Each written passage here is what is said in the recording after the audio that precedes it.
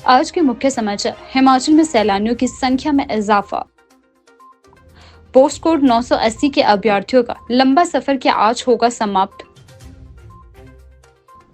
शिमला सचिवालय पहुंचा करुणा मूलक का संघ। वोकेशनल टीचर एसोसिएशन कर रहे कैबिनेट के खत्म होने का इंतजार। सीएम बोले 900 पशु फार्मासिस्ट होंगे भर्ती।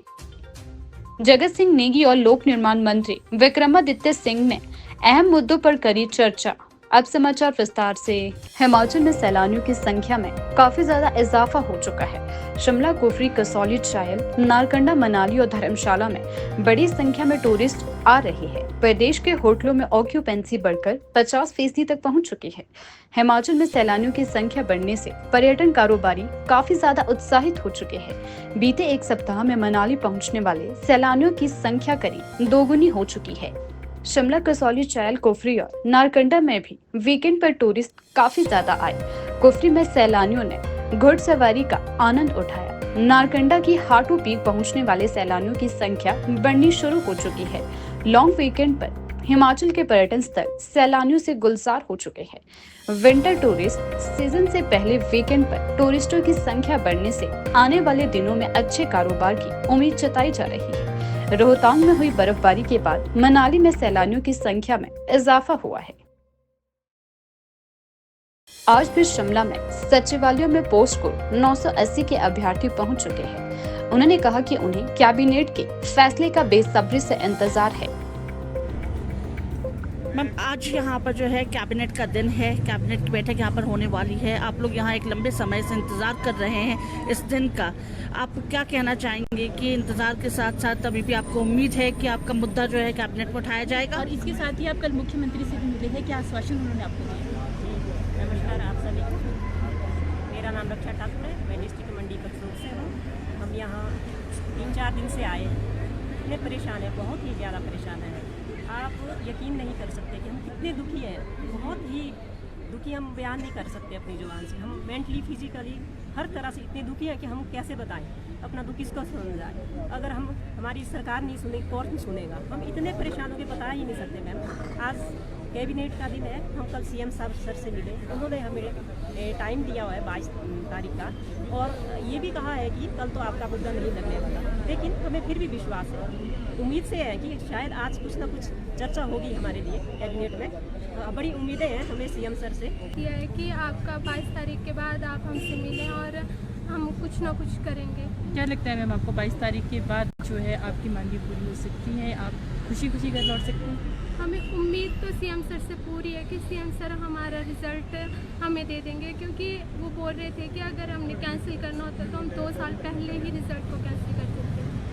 तो हमें उम्मीद तो यही है कि सर हमारा रिज़ल्ट देंगे, और आज कैबिनेट में भी सर हमारे मुद्दे को रखेंगे, हमारे रिज़ल्ट के मुद्दे को ज़रूर रखेंगे। मैम, इसी के साथ ही अगर कैबिनेट की बात करें तो कल आपको उन्होंने ऑन द स्पॉट कहा था कि कैबिनेट में आपकी बात को जो है नहीं रखा जाएगा, लेकिन फिर भी आपको उम्मीद है कि वो आज इस कैबिनेट में आपका कुछ होगा? सर ने वैसे तो साफ इनकार कर दिया है, पर हमें उम्मीद तो सर से पूरी है कि सर कुछ तो मुद्दा रखेंगे हमारे रिजल्ट का, कुछ बोलेंगे सर।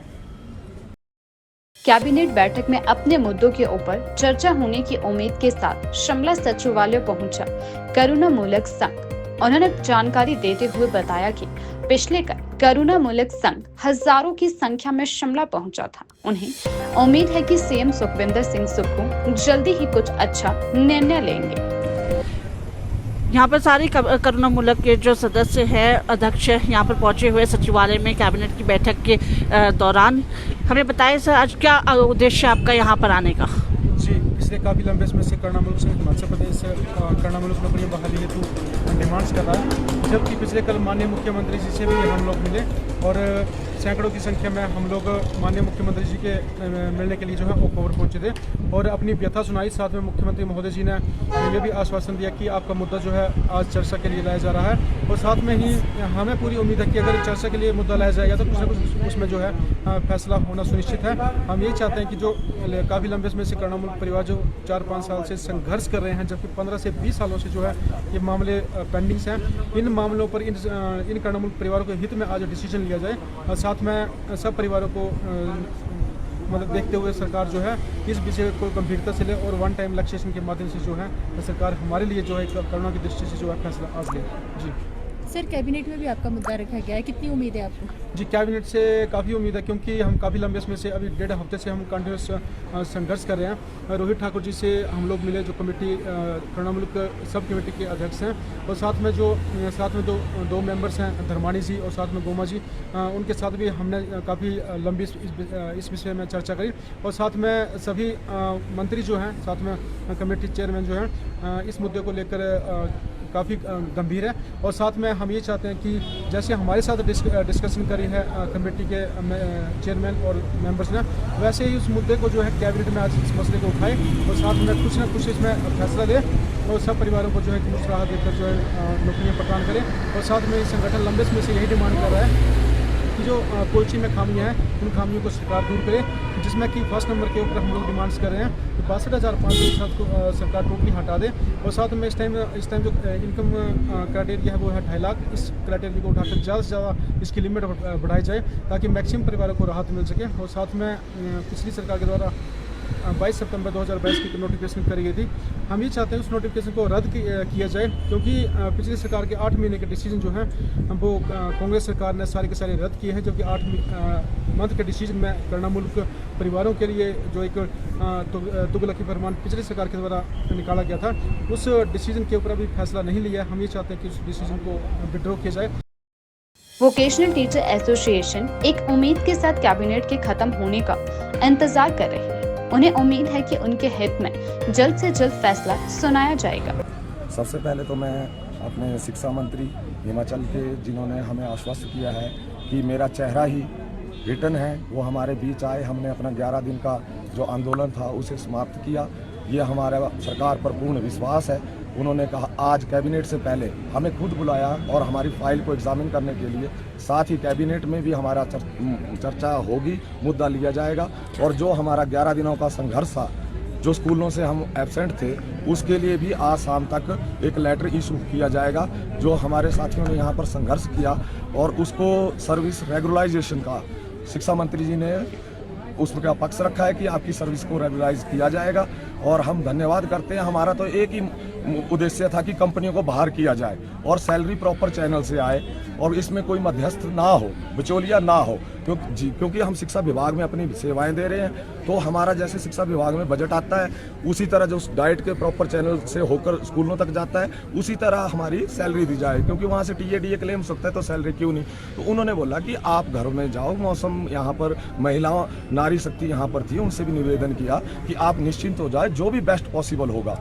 आज मैं उनका तहे दिल से सरकार और शिक्षा मंत्री जी और अपने विभाग का धन्यवाद करते हैं कि आज उन्होंने कैबिनेट जाने से पहले हमें स्पेशल बुलाया कि आप अपना फाइल दो, उसको एग्जामिन के लिए हमारे डायरेक्टर महोदय को बुलाया गया है। और हमें पूरी उम्मीद है कि आज शाम तक जो हमारी छुट्टियां जो हमने यहाँ पे संघर्ष किया उसका लेटर निकलेगा और जो सकारात्मक, उन्होंने बोला जो बेस्ट पॉसिबल होगा, मेरा चेहरा ही मेरा रिटर्न है, क्योंकि उन्होंने इससे पहले भी हमारे लिए सकारात्मक किया है। तो हम अपनी सरकार, अपने शिक्षा विभाग, अपने व्यावसायिक शिक्षकों का तरफ से उनका धन्यवाद भी करते हैं और उम्मीद करते हैं कि जो भी पॉसिबल बेस्ट होगा वो करने की कोशिश की जा रही है। कि हमारे जो शिक्षा मंत्री हैं उन्होंने कहा है कि मेरा फेस ही रिटर्न है और जो मैंने आपसे कह दिया है वो रिटर्न है और उसमें कोई दिक्कत वाली बात नहीं है। तो हम एजुकेशन मिनिस्टर जी का बार बार धन्यवाद करते हैं और हमें उम्मीद है कि ये मात्र आश्वासन नहीं रहेगा, आश्वासन से बढ़कर आज हमें कुछ ना कुछ जो है रिटर्न में मिलेगा। और ये जो बाहरी कंपनियां हैं जो 8-9 करोड़ रुपए हर साल हड़प कर रही हैं, तो इन कंपनियों को जो है वो सरकार बाहरी रास्ता दिखाएगी। मुख्यमंत्री सुखविंदर सिंह सुक्खू ने कहा कि प्रदेश की जनता की भलाई के लिए हम कार्य कर रहे हैं। उन्होंने रामपुर के दत्तनगर में जनसभा को संबोधित करते हुए कहा कि प्रदेश सरकार ने केंद्र सरकार की मदद के बिना प्राकृतिक आपदा से प्रभावित 23,000 परिवारों को पुनर्वास किया। सीएम ने कहा कि प्रदेश के किसानों से लिए जाने वाले दूध के दाम सरकार अगले साल के बजट में और बढ़ाएगी। सीएम सुखविंदर सिंह सुक्खू ने कहा कि राज्य सरकार पशुपालन विभाग में 900 पशु फार्मासिस्ट की भर्ती करने जा रही है ताकि पशुपालकों को घर द्वार और बेहतर सुविधा मिल सके। अभी सरकार किसानों से गाय का दूध 45 रुपए और भैंस का दूध 55 रुपए प्रति लीटर के हिसाब से खरीद कर रही है।